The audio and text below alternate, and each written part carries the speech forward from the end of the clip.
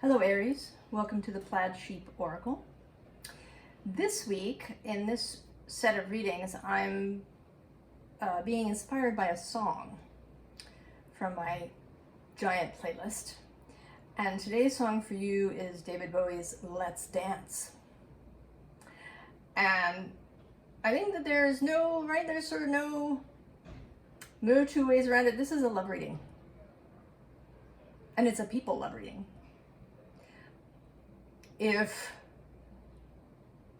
you are in a beautiful, satisfying, lovely relationship that you enjoy, that is wonderful for you, then this may not be your reading. It's possible.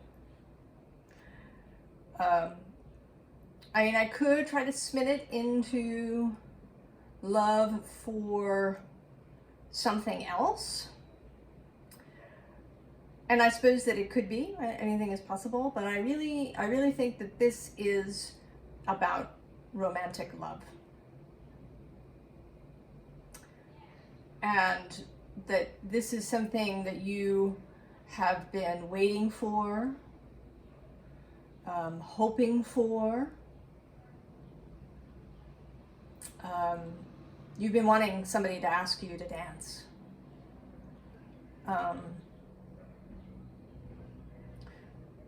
So here you are today, and not your fiery self, really. Maybe if this was a career reading or a life in general reading, but when it comes to love, for you who have come to this Aries reading now, you are subdued. You are waiting. In fact, your material life might be doing really well. The Seven of Pentacles, right? You've planted. These pentacles are coming up around you. But you feel kind of blah about it. And I think that's only sort of your mental self. Because right under that is the Empress. And this Dreamkeeper Empress is one of my favorites. I mean, she is fabulous. She knows she's fabulous. She has this flower encrusted unitard. Or it might even be that the flowers are just clinging to her skin. And then she's got these clouds washing over her and the stars above. She is fabulous. And she is your true self, your heart self. But you're not really feeling it, Aries. You're kind of in this feeling. And you are listening. You're listening for any sign, right? That somebody is going to ask you to dance.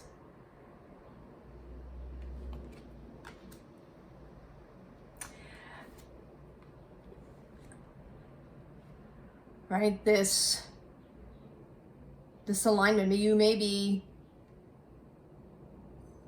working on this, right? On getting yourself into alignment, but I think this is the universe, the source, your guides, your fellowship, your soul family, lining things up. And I say that because of the three cards that follow.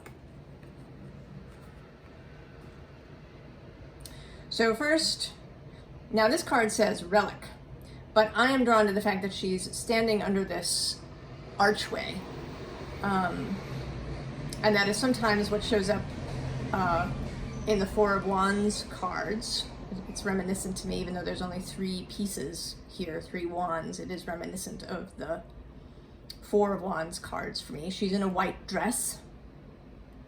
And regardless of how you personally feel about marriage and the traditions that go with it, it is a symbol. in our society for marriage, for commitment and relationship. And this Star card is also in a white dress. Right, with this train and this veil going on. And she is the star. The joy, the wish that you're moving towards.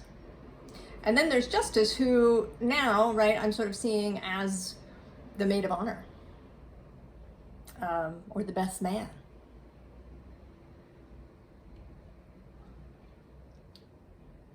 Here in this scheme. So someone is coming, Aries. Someone is going to ask you to dance.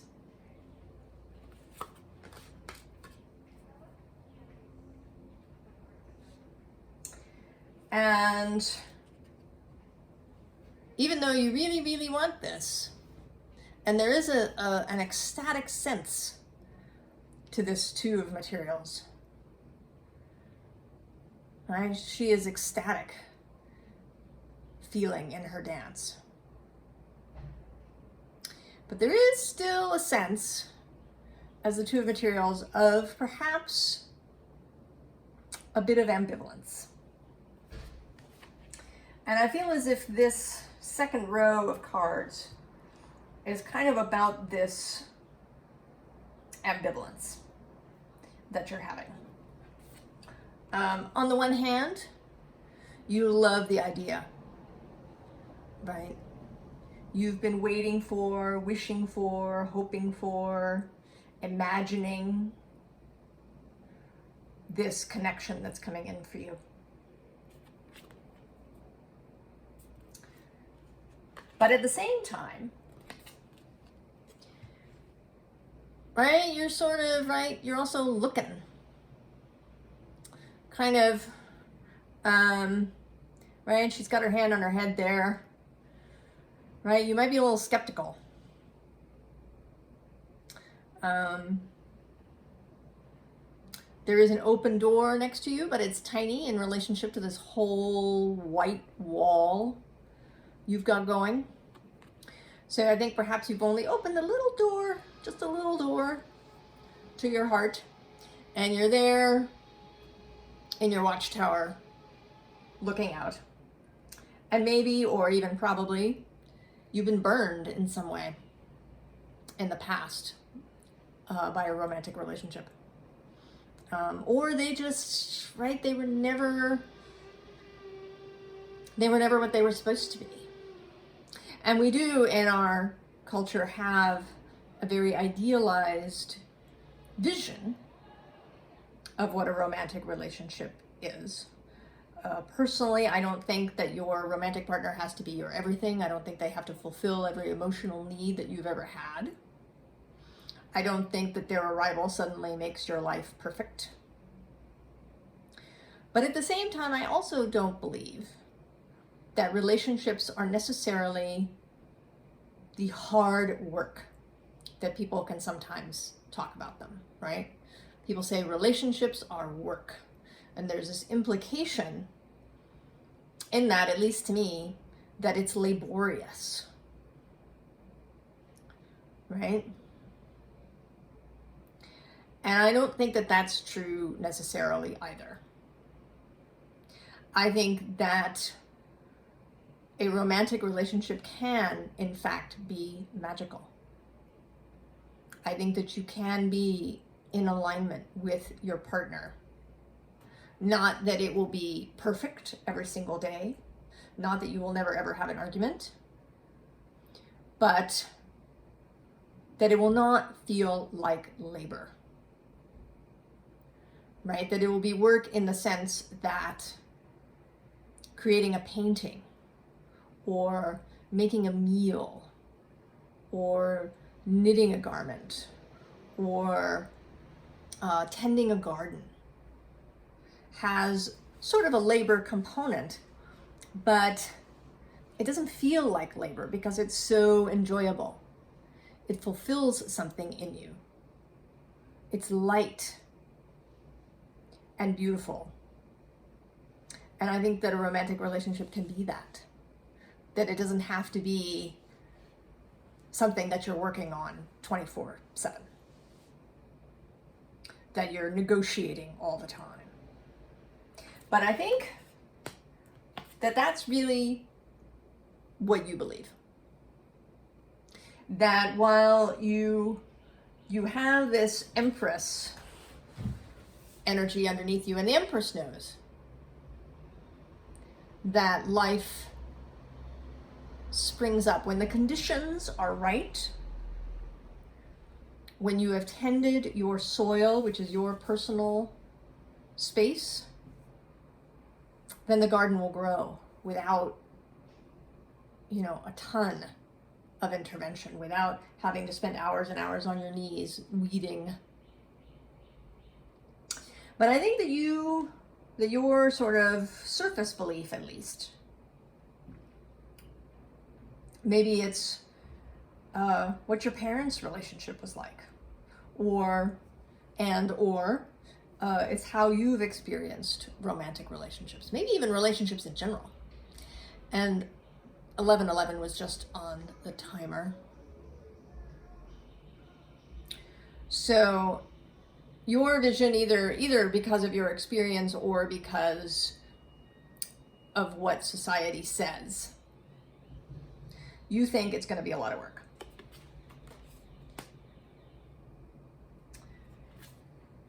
So, right, you feel right, you want to, right, just hang there.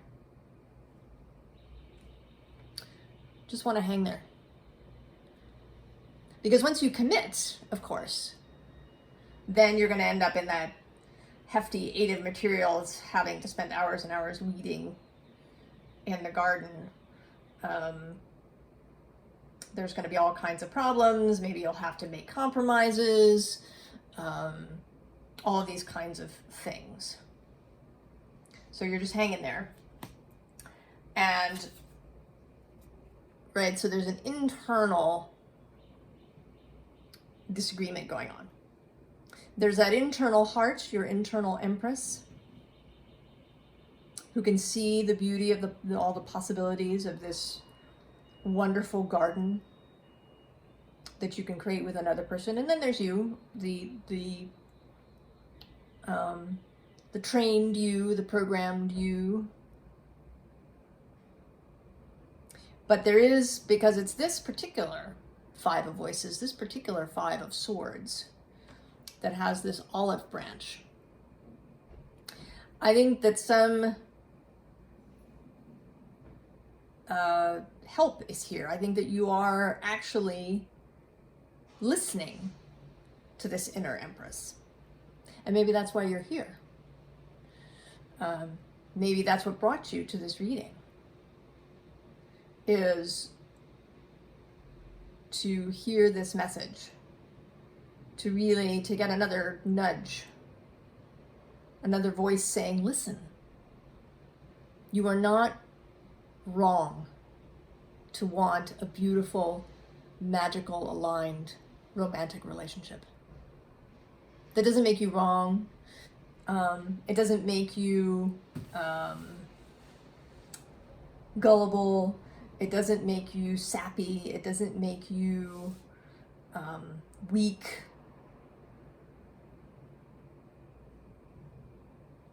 To want that.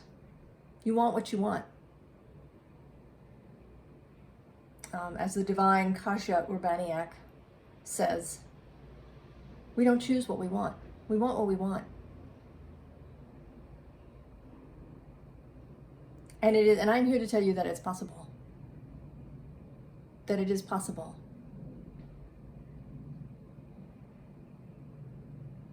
To have a lovely, aligned, romantic relationship that doesn't feel like work all the time. That isn't filled with compromise. And having to give up your freedom or become enmeshed with somebody, if that's what scares you.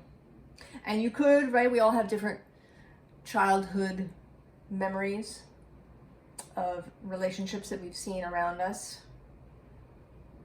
Maybe the relationships around you were really enmeshed, right? Where people, you know, no one could move without the other one. And that felt really stifling to you. Or alternately, maybe it was a really detached experience, where people sort of lived separate lives, right? Your parents maybe lived in the same house and even ate dinner together, but seemed to live separate lives. And you don't want that either. And so I am here, this reading is here as confirmation that you can dance under the glorious moonlight.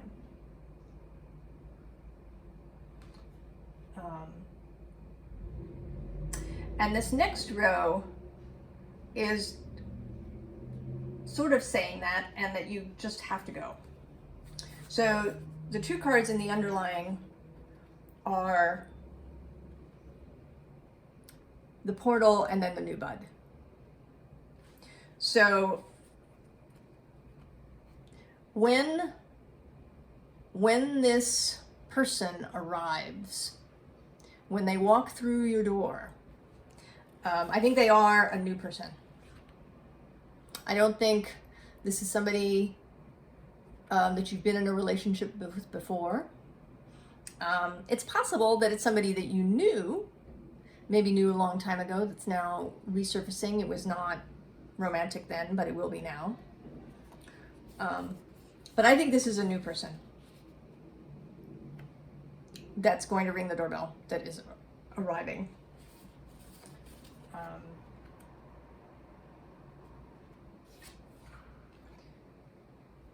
Right? You are here. X marks the spot.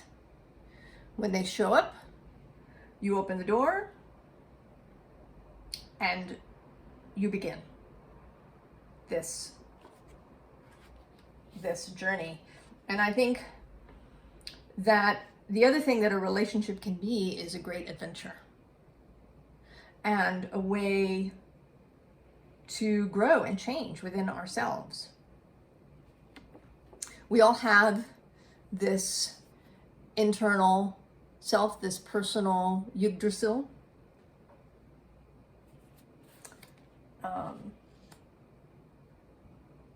But I think that we can add to it, right? That we can plant new seeds.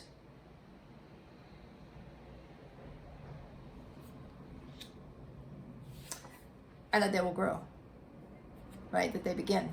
I mean, this ice card can mean stagnancy, but it can also mean clarity, the clarity of ice.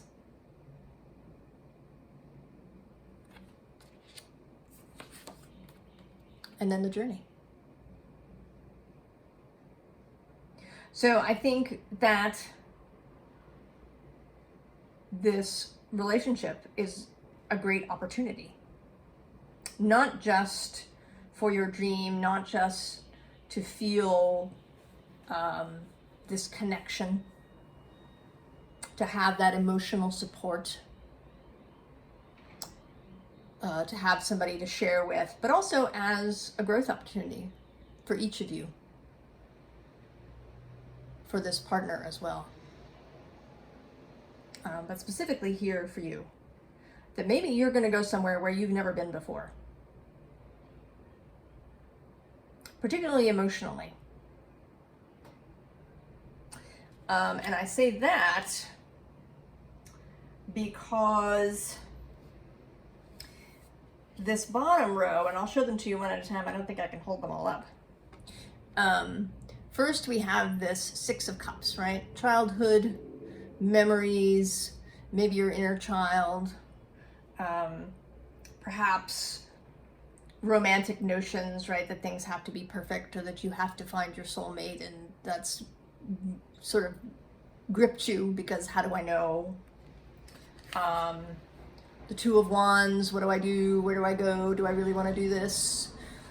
Do I want to take this road? The Five of Swords again, although in this case, right, he's hacking his way through the brush. Am I going to have to hack my way through? Is this going to be really difficult? Then there's Three of Pentacles, which can mean collaboration, but here I'm really drawn to this sort of a card here where the mother bird is feeding her little birds. So that's certainly, right, a trope that we have in our society, right, that your partner becomes your child in some way, that you end up having to take care of them, and that you become a parent in a relationship. That may also be a fear for you. So you've got all these fears here, ambivalence, feelings that it will never be as good as you expect, feelings that your childhood examples really sucked on the romance front. Right? Love was pain, love was work, love was a pain in the ass. Right? One of your parents had to really take care of the other parent in some way. Right? There's so many things, but in the underlying, there's this Knight of Cups, and she is moving. And I think that she is going to blow through those 4 cards to reach this last card of the Lovers.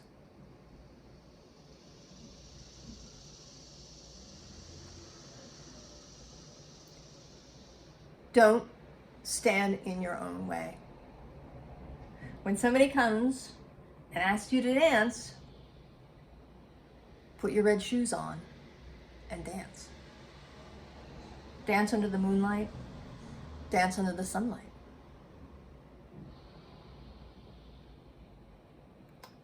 When somebody comes to ask you to dance, Aries,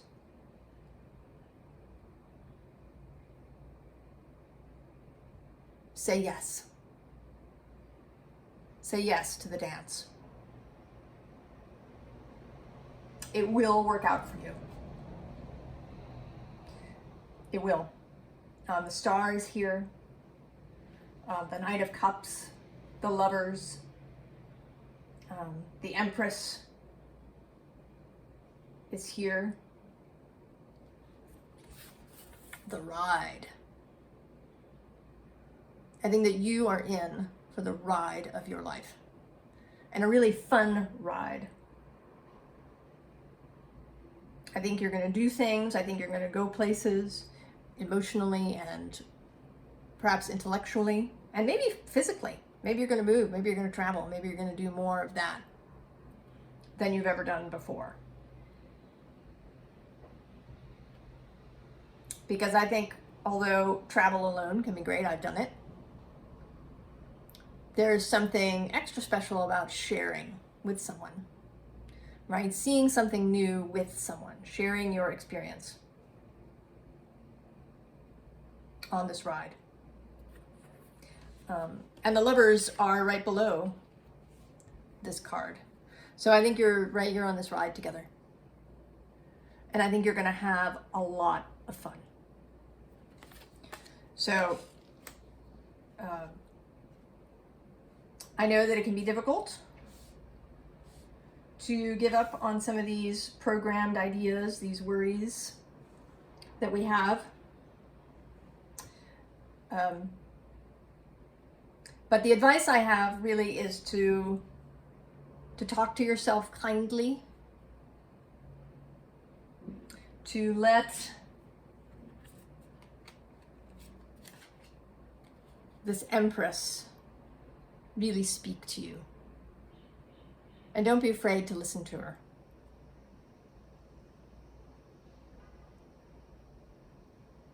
Let those lovely thoughts in. And when the nasty thoughts show up, the complaining thoughts, the critical thoughts, the this is never going to work out thoughts, turn away, pivot.